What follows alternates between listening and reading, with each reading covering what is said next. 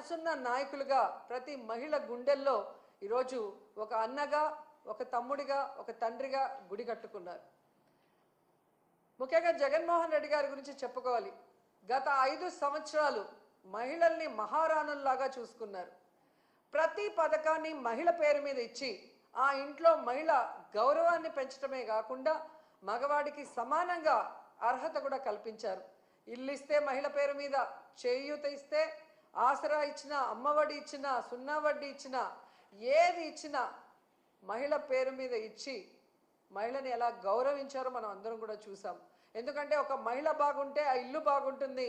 మహిళ చేతికి డబ్బు వెళ్తే అది సక్రమంగా ఆ కుటుంబం కోసం ఖర్చు చేస్తుంది అన్న నమ్మకంతో ఆయన ముందుకు వెళ్ళటం, అది నిజంగా 100% మన మహిళలు కూడా సద్వినియోగం చేసుకోవడం మనం కళ్ళారా చూసాం.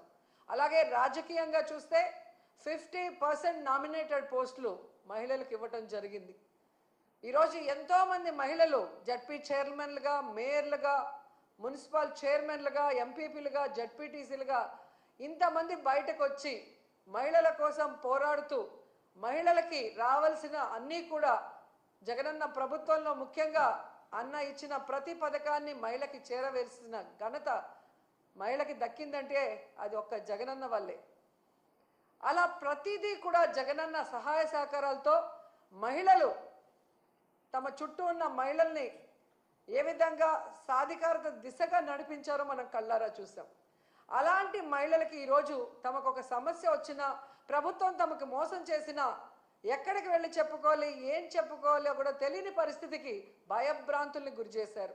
ఎవరైనా కూటమి ప్రభుత్వం చేసిన తప్పుల్ని, మోసాల్ని ఎత్తి చూపిస్తే ఇమీడియట్గా వాళ్ళ మీద ఫేక్ కేసులు పెట్టి ఏ విధంగా పోలీసు వ్యవస్థని ఉపయోగించుకొని మహిళల్ని జైల్లో పెట్టిస్తున్నారు, నాయకుల్ని జైల్లో పెట్టిస్తున్నారో మనం కళ్ళారా చూస్తున్నాం. అండ్ మహిళకి కావాల్సిన భద్రత కోసం జగన్మోహన్ రెడ్డి గారు ఎన్నో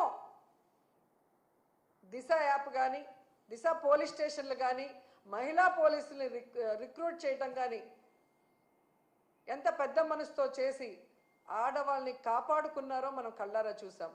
కానీ అదే కూటమి ప్రభుత్వం అధికారంలోకి వచ్చాక దిశ యాప్ని కానీ, దిశ పోలీస్ స్టేషన్లు కానీ, మహిళా భద్రతకి సంబంధించిన ప్రతి దాన్ని ఎలా నిర్వీర్యం చేశారో మనం కళ్ళారా చూసాం.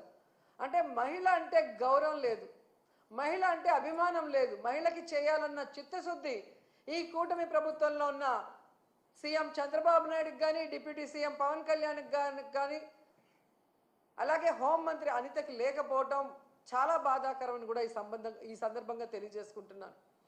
జగనన్న ఉన్నప్పుడు మీరు చూస్తే చెప్పుకోవడానికి గుర్తురానన్ని పథకాలు, చేయూత కానీ, అమ్మఒడి కానీ, ఆసరా కానీ, ఇల్లు కానీ, రైతు భరోసా కానీ, సున్నా వడ్డీ కానీ, ఇలా చెప్పుకుంటూ పోతే ఎన్నో ఎన్నో పథకాలు ఇచ్చారు. కానీ చంద్రబాబు నాయుడు వచ్చిన తర్వాత ఆయన ఇస్తున్న పథకాలు ఏంటి అంటే చంద్రన్న పగ, చంద్రన్న దగ, చంద్రన్న నిత్యావసర వస్తువుల ధరల బగబగ, అలాగే జగనన్న మోసం, చంద్రన్న మోసం, చంద్రన్న తల్లికి పంగనామం, అలాగే చంద్రన్న నిరుద్యోగులకు వెన్నుపోటు, ఇలాంటి పథకాలు తప్ప చంద్రబాబు నాయుడు చెప్పిన ఒక పథకాన్నైనా ఈరోజు ప్రజలకు ఇచ్చారని నేను అడుగుతున్నా. నవమాసాల్లో నవ మోసాల్ని నారావారు తీసుకొచ్చి ఈరోజు ప్రజలకు అందిస్తున్నారు. మహిళలు ఈరోజు అంతర్జాతీయ మహిళా దినోత్సవ సందర్భంగా ఎక్కడ నలుగురు కలిసినా ఈ కూటమి ప్రభుత్వం మంచి ప్రభుత్వం కాదు, మహిళల్ని ముంచే ప్రభుత్వాన్ని ఘంటాపదంగా చెప్తున్నారు. అలాంటి సమయంలో చంద్రబాబు నాయుడు గారు, ఆయన ప్రభుత్వం ఈరోజు మహిళా దినోత్సవాన్ని రాష్ట్ర వ్యాప్తంగా ఘనంగా చేయండి అని చెప్పడమే కాకుండా ఆయన పాల్గొంటున్నాడన్న విషయాన్ని కూడా ఇప్పుడే తెలిపారు. ఈరోజు ఆయన నేను సూటిగా అడుగుతున్నాను. మొన్న ఏదో మీటింగ్లో ఆయన చెప్పాడు, డైరెక్ట్గా కానీ ఇండైరెక్ట్గా కానీ వైఎస్ఆర్సీపీ వాళ్ళకి ఏ పని చేయొద్దని. అయ్యా చంద్రబాబు, మీరు వైఎస్ఆర్సీపీ వాళ్ళకే కాదయ్యా, టీడీపీ, జనసేన, బీజేపీ ఎవరైతే మీకు ఓట్లేశారో మీ కూటమి ప్రభుత్వం మహిళలకు కూడా మీరు ఏం మంచి చేసింది లేదు. వాళ్ళని కూడా మీరు నట్టేట ముంచి మోసం చేశారు అన్న విషయాన్ని ఈరోజు వాళ్ళు గుసగుసలాడుకోవటం వినమని కూడా ఈ సందర్భంగా తెలియజేసుకుంటున్నాను. అండ్ ఈరోజు సిగ్గు లేకుండా ఈ కూటమి ప్రభుత్వం తెగ ప్రచారం చేసుకుంటుంది పచ్చ ఛానళ్లలో. కూటమి ప్రభుత్వం అంట మహిళా సాధికారత కోసం ఎంతో కృషి చేసిందంట. అసలు మహిళా దినోత్సవాన్ని జరుపుకునే అర్హత ఈ కూటమి ప్రభుత్వానికి ఉందని నేను అడుగుతున్నా. అసలు మహిళా సాధికారత కోసం మీరు ఏం చేశారో చెప్పండి. ఈరోజు రాష్ట్రంలో చూస్తే ప్రతి గంటకి 70 మంది, ప్రతి రోజుకి 70 మంది మహిళలు, వృద్ధులు, చిన్నపిల్లల మీద అఘాయిత్యాలు జరుగుతున్నాయి. గంటకి 3 మీద మీ పోలీస్ రికార్డ్సే చెప్తున్నాయి. ఇదేనా మహిళా సాధికారత? మహిళలు రాజకీయంగా ఎదగాలని జగన్మోహన్ రెడ్డి గారు ఇచ్చిన 50% రిజర్వేషన్ని మహిళలకి ఎత్తేశారు మీరు. ఇదేనా మహిళా సాధికారత? మహిళల రక్షణ కోసం దిశ యాప్, దిశ పోలీస్ స్టేషన్లు, మహిళా పోలీసుల్ని తీసుకొస్తే వాటిని మీరు ఎత్తేసి ఈరోజు దీన్నే మహిళా సాధికారత అంటారని అడుగుతున్నాను. ఎంత సిగ్గుచేటంటే ఈరోజు 6 ఏళ్ల నుండి 60 ఏళ్ల వరకు అందరు మహిళల్ని మోసం చేశారు. ఇదేనా మహిళా సాధికారత? దాదాపుగా 50,000 పైగా బెల్ట్ షాపులు పెట్టి ఈరోజు ఆడవాళ్ల పసుపు కుంకాలతో చెలగాటమాడుతున్నావు చంద్రబాబు నాయుడు. ఇదేనా మహిళా సాధికారత? అలాగే మీరు చూస్తే తల్లికి వందనం పథకం పెట్టి గత బడ్జెట్లోనూ ఈ బడ్జెట్లోనూ డబ్బులైతే కేటాయిస్తున్నారు, కానీ తల్లికి పంగనామాలు పెట్టడం తప్ప తల్లికి వందనం ఇవ్వని మీరు ఇదే మహిళా సాధికారత అని ప్రచారం చేసుకుంటున్నారా? ఎంత ఘోరం అంటే ఈరోజు ఎస్సీ, ఎస్టీ, బీసీ, మైనారిటీ వర్గాలకి చేయూతని జగనన్న ఇస్తుంటే దాన్ని కూడా ఆపేసి మీరిస్తానన్న 50 సంవత్సరాలకే పెన్షన్ని కూడా ఎగగొట్టడమేనా మహిళా సాధికారత అంటే? ఎంత బాధాకరం అంటే ఈరోజు వాలంటీర్లో సగానికి పైగా మహిళలు, 1,70,000 మందికి ఈరోజు మీరు 10,000 ఇస్తామని చెప్పి ఆశ చూపించి వాళ్ళని నడి రోడ్డులో తోసేయటమేనా మహిళా సాధికారత అంటే? ఎంత బాధాకరం అంటే అసలు ఈరోజు నిరుద్యోగ మహిళలు ఉద్యోగం వస్తుంది లేదా నిరుద్యోగ వృత్తి 3,000 వస్తుందని ఎదురు చూసిన వాళ్ళని వెన్నుపోటు పొడవటమేనా మహిళా సాధికారత అంటే? అసలు ఆడపిల్ల అంటే మీకు గౌరవం లేదు, ప్రేమ లేదు. ఎందుకంటే మీకు ఆడపిల్ల లేదు. సో ఆడవాళ్ళకి ఇచ్చిన వాగ్దానాల్ని నెరవేర్చాలన్న చిత్తశుద్ధి మీకు లేదు. ఆడవాళ్ళకి రక్షణ కల్పించాలన్న చిత్తశుద్ధి మీకు లేదు. ఆడవాళ్ళని అభివృద్ధిలోకి తీసుకురావాలన్న చిత్తశుద్ధి మీకు లేకపోవడం అనేది ఈ రాష్ట్రంలో ఉన్న మహిళలకి దురదృష్టంగా మారిందని కూడా ఈ సందర్భంగా తెలియజేసుకుంటున్నా. ఎందుకంటే ఈరోజు ఏదో గొప్పగా మహిళలంతా తిరగబడతారనుకొని తెలుసుకున్నాడేమో, కానీ మహిళా దినోత్సవం సందర్భంగా ఆయన ఒక యాప్ని ప్రవేశపెట్టబోతున్నాడు అని తెలిసింది. దాని పేరు శక్తి యాప్, మహిళా భద్రత కోసం అంట. సంతోషం, కనీసం నీకు కొత్త ఆలోచన రాకపోయినా జగన్మోహన్ రెడ్డి గారి ఆలోచనని కాపీ కొట్టి ఈరోజు పేరు మార్చైనా పెడుతున్నందుకు సంతోషం. కానీ పేరుతో సరిదిద్దద్దండి, దాన్ని సక్రమంగా ఇంప్లిమెంట్ చేసి మహిళా పోలీస్ స్టేషన్లని దిశ యాప్ ఉపయోగించి అలాగే మహిళా పోలీసులు ఉపయోగించి మహిళల్ని రక్షించే విధంగా ముందుకు వెళ్ళండి.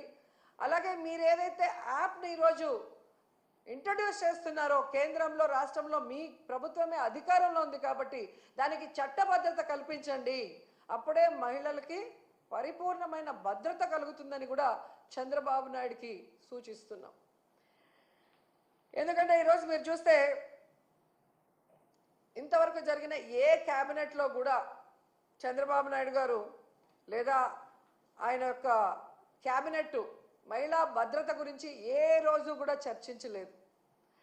కానీ వ్యాపారులకి, మద్యం వ్యాపారులకి కమిషన్ పెంచడానికి వాళ్ళు క్యాబినెట్లో డిస్కస్ చేశారంటే ఎంత సిగ్గుచేటో ఒకసారి ఆలోచించండి. ఎందుకంటే ఈ మద్యం, గంజాయి, డ్రగ్స్ వల్లే మహిళల మీద దాడులు, మహిళల మీద రేపులు, చిన్నపిల్లల్ని సెక్షువల్ హరాస్మెంటు, ఇళ్లలో భార్యల్ని, తల్లుల్ని గృహహింసకి, ఇవన్నీ కారణం గంజాయి, డ్రగ్స్, మందును విచ్చలవిడిగా ఫోన్ చేస్తే ఇంటికి డోర్ డెలివరీ చేసే దౌర్భాగ్య పరిస్థితి ఈరోజు చంద్రబాబు నాయుడు గారి ప్రభుత్వంలో ఉంది. సాక్షాత్తు ముఖ్యమంత్రి గారు ప్రాతినిధ్యం వహిస్తున్న కుప్పంలో గంజాయి సాగు ఈరోజు ఎకరాలకు ఎకరాలు జరుగుతుంది. అలాగే ఈరోజు సీఎం గారు నివాసం ఉంటున్న ఈ గుంటూరు జిల్లాలో డ్రగ్స్కి అడ్డాగా మారింది. ఇక హోంమంత్రి అనిత ఇన్ఛార్జిగా ఉన్న వైజాగ్లో ఆ చుట్టుపక్కల గంజాయి సాగు ఎలా తాగుతుంది, డ్రగ్స్కి అడ్డాగా ఎలా మారుతుంది అనేది తెలుసుకోవాలి, సిగ్గుపడాలి, వాటిని అరికట్టాలి. ఎందుకంటే వీటి వల్లే మహిళలకి భద్రత లేకుండా పోతుంది. ఫస్ట్ వీటిని అరికట్టగలిగితే మీరు మహిళలకి ఎంతో మేలు చేసిన వాళ్ళు అవుతారు. ఆ తర్వాత దిశ పోలీస్ స్టేషన్ల ద్వారా మీకు ఇన్ఫార్మ్ వచ్చిన వెంటనే కనుక రియాక్ట్ అయితే జగనన్న ప్రభుత్వంలో లాగా మహిళలు గుండెల మీద చేసుకొని ప్రశాంతంగా, ధైర్యంగా ఉండగలరని కూడా ఈ సందర్భంగా తెలియజేసుకుంటున్నాను. ముఖ్యంగా మహిళా దినోత్సవ సందర్భంగా డిప్యూటీ సీఎం పవన్ కళ్యాణ్ గారిని ఒక 2 క్వశ్చన్లు అడగాలనుకుంటున్నాను. పవన్ కళ్యాణ్ గారు గత 5 సంవత్సరాలు ఊగిపోయి అరుస్తూ మహిళల కోసం ఎంత మాట్లాడారో మనం చూసాం. ఈ రాష్ట్రంలో జగనన్న ప్రభుత్వంలో 30,000 మంది మహిళలు అక్రమ రవాణా అయ్యారు, కేంద్ర నిఘా వర్గాలు చెప్పాయి అని చెప్పి పవన్ కళ్యాణ్ గారు మాట్లాడారు. మరి ఈరోజు మీరు అధికారంలోకి వచ్చారు కదా, ఆ 30,000 మంది ఎక్కడున్నారో కేంద్ర నిఘా వర్గాలు మీకు చెప్పలేదా? వాళ్ళని ఇంటికి తీసుకొచ్చి వదిలిపెట్టడానికి మీ ప్రభుత్వం ఏం ప్రణాళికలు చేపట్టిందో ఇంతవరకు ఏ రోజు డిస్కషన్ చేయలేదే.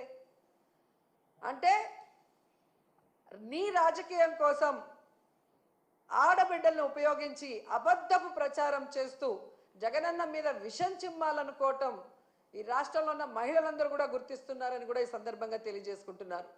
ఎందుకంటే మీరు ఒక మహిళా ద్రోహి.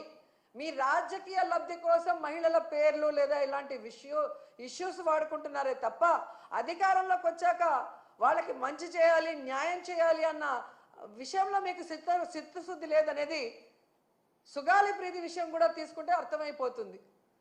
చంద్రబాబు నాయుడు ప్రభుత్వంలో 2017లో జరిగిన ఇష్యూని అప్పుడు సైలెంట్గా ఉండి జగనన్న ప్రభుత్వంలో జరిగినట్టుగా ఎలా 5 సంవత్సరాలు ఆ ఒక్క విషయమే పట్టుకొని ఊగులాడారో మేము చూసాం. మరి అదే సుగాలి ప్రీతి వాళ్ళ అమ్మ జనసేన సభ్యత్వం తీసుకుంది, మీ పార్టీలో ఉంది, మీరు అధికారంలోకి వచ్చి కూటమి ప్రభుత్వం 10 నెలలు అవుతుంది. మరి ఎందుకు సుగాలి ప్రీతి వాళ్ళ అమ్మకి నువ్వు అపాయింట్మెంట్ ఇవ్వట్లేదు? ఆ అమ్మాయికి న్యాయం చేయడం కోసం మమ్మల్ని అడిగిన ఆ సిబిఐ ఏదో మేము చెప్తే కేంద్రం వినదు, కానీ మీరు అధికారంలో ఉన్నారు ఎన్డీఏ ప్రభుత్వంలో. మరి కేంద్ర ప్రభుత్వం మీద ఒత్తిడి తీసుకొచ్చి ఎందుకు సుగాలి ప్రీతి కుటుంబానికి, సుగాలి ప్రీతికి ఆత్మకి శాంతి కలిగించి ఆ కుటుంబానికి న్యాయం చేయట్లేదు అని అడుగుతున్నా. కేవలం రాజకీయం కోసం వాడుకొని ఈరోజు వాళ్ళ తల్లికి అపాయింట్మెంట్ ఇవ్వకుండా అవమానించావని ఆ తల్లే చెబుతుందంటే మీరెంత మహిళా ద్రోహి అర్థమవుతుంది. వాలంటీర్లుగా ఉన్న ఆడపిల్లలందరూ నా అక్క చెల్లెళ్ళతో సమానం. వీళ్ళందరూ కూడా 5,000కి ఏమి వస్తుంది, 10,000గా వీళ్ళకి చేయిస్తాను అన్నావు. ఈరోజు అధికారంలోకి వచ్చాక 1,70,000 మందిని రోడ్డున పడేసి ఉద్యోగం లేదు, జీతం లేదు, వాళ్ళ జీవితాలకి దిక్కు లేకుండా పోతే ఎందుకు నోరు తెరవలేదు?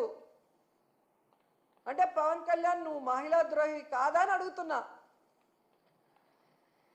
ఈరోజు మీ ఎమ్మెల్యేలు, మీ పార్టీలో ఉన్న నాయకులు ఏ విధంగా ఆడపిల్లల్ని వేధింపులకు గురిచేసి ఆడపిల్లల్ని మీ అధికారంతో భయపెట్టుకొని లోబర్చుకొని వాళ్ళని మోసం చేస్తుంటే అలాంటి వాళ్ళని పార్టీ నుంచి సస్పెండ్ చేయకుండా ఆ మోసపోయిన మహిళల్ని ఈరోజు బ్లాక్మెయిల్ చేసి సెటిల్మెంట్లు చేసి వాళ్ళతోనే మీరు ఏమి జరిగినట్టు మాట్లాడిస్తున్నారంటే ఈ రాష్ట్రంలో ఉన్న మహిళలు పిచ్చోళ్ళు కాదు, అందరూ గమనిస్తున్నారు. సో ఈ రాష్ట్రంలో మహిళా దినోత్సవం జరిపే అర్హత కూటమి ప్రభుత్వానికి లేదు. ముఖ్యంగా చంద్రబాబు నాయుడు గారు, పవన్ కళ్యాణ్కి అయితే అసలే లేదు. కేవలం పబ్లిసిటీ కోసం, మహిళా సాధికారత కోసం మేము ఏదో కృషి చేశామని డబ్బాలు కొట్టుకుంటే ఎవరు కూడా నమ్మే పరిస్థితిలో లేరు. ఈ రాష్ట్రంలో మహిళలందరూ కూడా ఎదురు చూస్తున్నారు, ఎప్పుడెప్పుడు ఎన్నికలు వస్తాయా, మహిళల్ని మోసం చేసిన, మహిళల్ని దగా చేసిన, మహిళలకి వెన్నుపోటు పొడిచిన ఈ కూటమి ప్రభుత్వాన్ని కూకటి వేళ్లతో పెకిలించేయాలని ఎదురు చూస్తున్నారు. ఈ కూటమి ప్రభుత్వ నాయకులు ఒక్కటే తెలుసుకోవాలి, ఆడవాళ్ళని మోసం చేసిన ప్రభుత్వాలు, ఆడవాళ్ళని కన్నీళ్లు పెట్టించిన ప్రభుత్వాలు బాగుపడిన చరిత్రే లేదు. ఈవీఎంలని మ్యానిపులేట్ చేసుకొని అధికారంలోకి వచ్చారేమో కానీ ఈరోజు ఈ మహిళల కన్నీళ్లు శాపనార్థాలకి మీరు అడ్రస్ లేకుండా పోతారని కూడా మీకు తెలియజేసుకుంటున్నాం.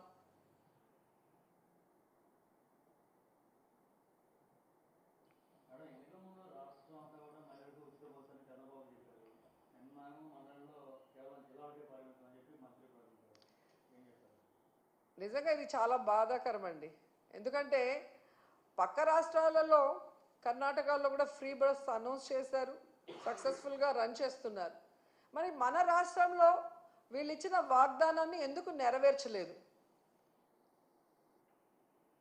మిగతా చోట స్టేట్ వైడ్గా మహిళకి ఫ్రీ బస్ ఇచ్చినప్పుడు ప్రామిస్ చేసి అధికారంలోకి వచ్చిన కర్ణాటకలో, ఆంధ్రప్రదేశ్లో ఎందుకు చేయలేకపోతున్నారు? మళ్ళీ ఒక మహిళ చేతనే మేము రాష్ట్రం అంతా చెప్పలేదు, ఓన్లీ జిల్లా పరిధి వరకే అన్నారు. కనీసం మీ ఇంటి చుట్టే అని చెప్పకపోవటం అందరూ కూడా చూసి నవ్వుకుంటున్నారు. అంటే వీళ్ళు చేసిన తప్పులకి వీళ్ళు ఆన్సర్లు ఇవ్వరు, ఎవరో ఒకరిని బలిపశువులు చేయటం. ఆ మాట్లాడిన మహిళను చూస్తే నాకు జాలేసింది. గతంలో కూడా మీరు చూసారు, తెలుగుదేశం పార్టీలో పొగుడుకోవాలంటే వాళ్ళు వచ్చి కూర్చొని పొగుడుకుంటారు, సన్మానాలు చేసుకుంటారు. కానీ ఒకటి చేయలేనప్పుడు లేదా ఒక తప్పు జరిగినప్పుడు మహిళల్ని ముందుకు తోసి వాళ్ళతో ఏ విధంగా ఇతండంగా మాట్లాడిస్తారో మనం కళ్ళారా చూస్తున్నాం. సో మహిళలు ఈరోజు ఎంతో ఆశగా ఎదురు చూసిన ఫ్రీ బస్సు ఇవ్వకుండా ఇంకా డొంక తిరుడుగా మాట్లాడుతున్నారు. కాబట్టి ఖచ్చితంగా సరి అయిన సమయంలో మహిళలు బుద్ధి చెప్తారు.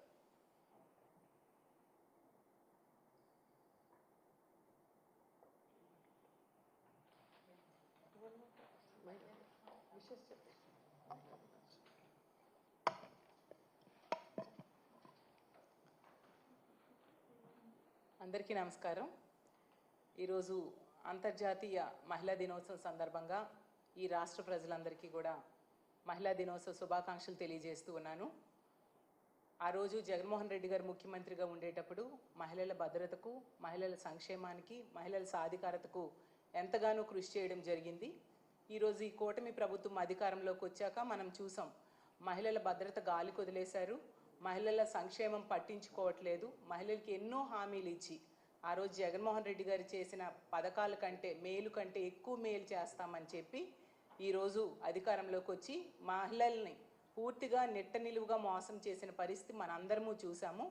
సూపర్ 6 పథకాలని గాలికి వదిలేసి ఏ ఒక్కటి అమలు చేయలేదు.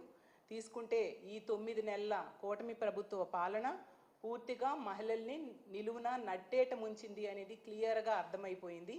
ముఖ్యంగా మహాశక్తి అని ఒక భారీగా ఒక పథకానికి గొప్పలు చెప్పుకుంటూ వీళ్ళు ప్రచారం చేశారు.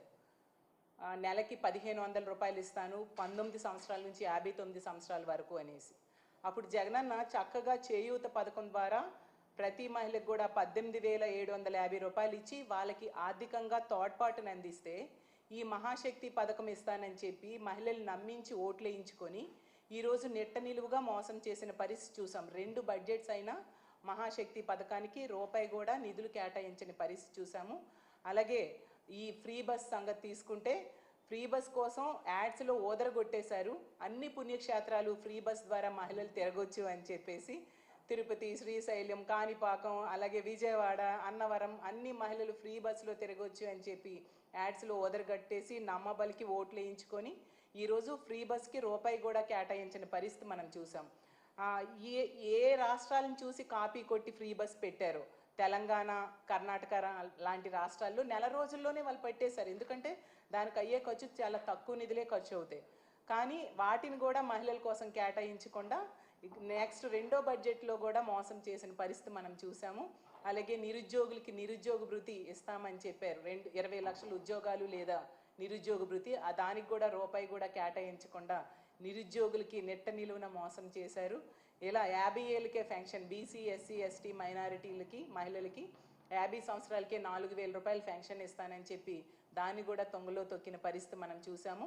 అలాగే జగనన్న డ్రాప్అవుట్స్ని తగ్గించడం కోసం ఆ రోజు అమ్మఒడి పథకాన్ని అసలు మొట్టమొదటిసారిగా దేశ చరిత్రలో, రాష్ట్ర చరిత్రలో మొట్టమొదటిసారిగా ఆ పథకాన్ని ప్రవేశపెడితే ఈరోజు దాన్ని ఒక ఆన్గోయింగ్ స్కీమ్ని తొంగలో తొక్కిన పరిస్థితి మనందరం చూసాం. తల్లికి వందనం అని ఒక మంచి పేరు పెట్టి ఈరోజు ఆ పథకానికి ఫస్ట్ బడ్జెట్లో 5,387 కోట్లు కేటాయించి కూడా ఒక్కరికి కూడా ఇవ్వని పరిస్థితి. ఈసారి కూడా కంటి తుడుపుగా నిధులు కేటాయించారు తప్ప ఈ సంవత్సరం ఇస్తారో లేదో తెలియని పరిస్థితిలో ఉన్నారు. స్కూల్స్ ఎగ్జామ్స్ కూడా అయిపోయే పరిస్థితిలో ఉన్నాయి.